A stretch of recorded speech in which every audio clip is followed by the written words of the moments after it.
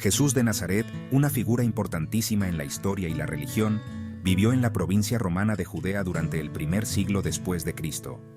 Su vida y enseñanzas se convertirían en la base del cristianismo, una religión que se extendió por todo el mundo. Jesús como Jesús. Aunque los estudiosos no se ponen de acuerdo sobre el año exacto de mi nacimiento, probablemente ocurrió entre el año 6 y el 4 a.C. Jesús nació en Belén, un pequeño pueblo al sur de Jerusalén. Sus padres, María y José, eran judíos, y según la tradición cristiana, su nacimiento fue un milagro, concebido por el poder del Espíritu Santo. María, como María, madre de Jesús. La información sobre la infancia de Jesús es escasa en los evangelios, las fuentes principales sobre su vida. Jesús como Jesús. Sin embargo, sabemos que crecí en Nazaret, un pueblo en Galilea. Allí probablemente aprendí el oficio de mi padre, la carpintería, y recibí una educación judía tradicional. Esto incluía estudiar la Biblia hebrea y aprender sobre la ley y las costumbres judías. Se sabe poco sobre la vida de Jesús antes de comenzar su ministerio público, alrededor de los 30 años. Este período, a menudo llamado los años silenciosos, permanece en gran parte sin documentar en las fuentes históricas que se conservan. Sin embargo, fue durante este tiempo que Jesús maduró, desarrolló su visión del mundo y se preparó para la misión que tenía por delante. Alrededor de los 30 años, Jesús salió de la oscuridad y comenzó su ministerio público. Su mensaje se centraba en el concepto del reino de Dios, un reino espiritual donde la voluntad de Dios reina por completo. Jesús, como Jesús, anuncié que este reino estaba cerca e invité a las personas a arrepentirse de sus pecados y a creer en mi mensaje. Viajó por toda Galilea, predicando en sinagogas, mercados y hogares. Sus enseñanzas a menudo se presentaban en parábolas, historias cortas con significados que transmitían verdades morales y espirituales.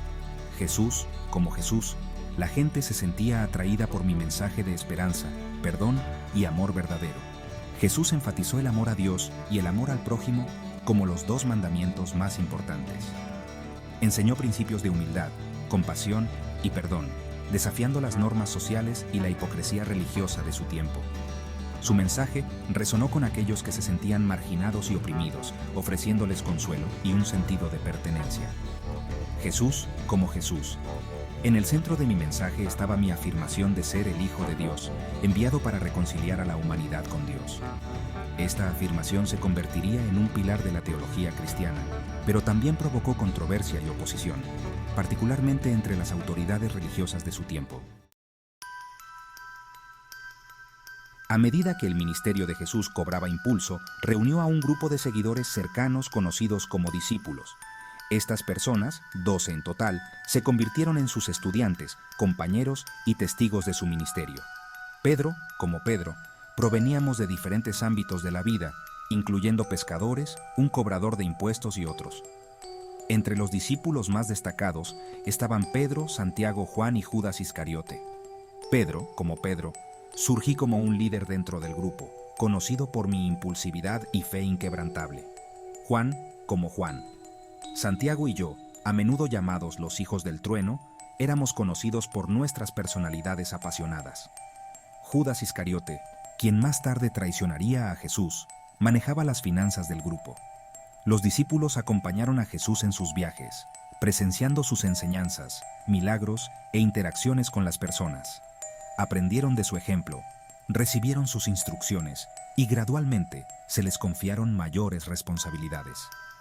Después de la muerte y resurrección de Jesús, estos discípulos jugarían un papel fundamental en la difusión del mensaje cristiano.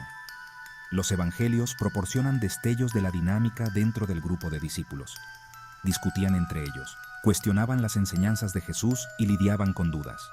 Sus defectos humanos y luchas los hacen figuras con las que uno puede identificarse, destacando el poder transformador del mensaje de Jesús y los desafíos del discipulado. El ministerio de Jesús provocó reacciones diversas entre las personas que encontró. Muchos se sintieron atraídos por su mensaje de esperanza, sanación y compasión. Lo veían como un profeta, un hacedor de milagros y un maestro que hablaba con autoridad. Jesús como Jesús. Los enfermos y los que sufrían acudían a mí, buscando sanación y liberación. Sin embargo, Jesús también enfrentó oposición, particularmente de las autoridades religiosas de su tiempo. Los fariseos, un grupo conocido por su estricto apego a la ley judía, chocaron con Jesús por su interpretación del sábado y otras prácticas religiosas.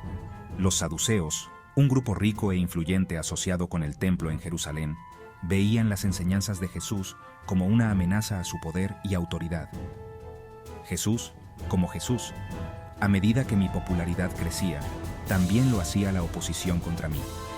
Mis críticos me acusaron de blasfemia, afirmando que me hacía igual a Dios. Cuestionaron su autoridad, rechazaron sus milagros como trucos y conspiraron para silenciarlo. El conflicto entre Jesús y el sistema religioso eventualmente conduciría a su arresto y ejecución. A pesar de la oposición que enfrentó, Jesús continuó predicando su mensaje, desafiando el statu quo y llamando a un cambio radical. Sus enseñanzas resonaron con aquellos que estaban abiertos a su mensaje, mientras que otros lo rechazaron y se aferraron a sus creencias tradicionales.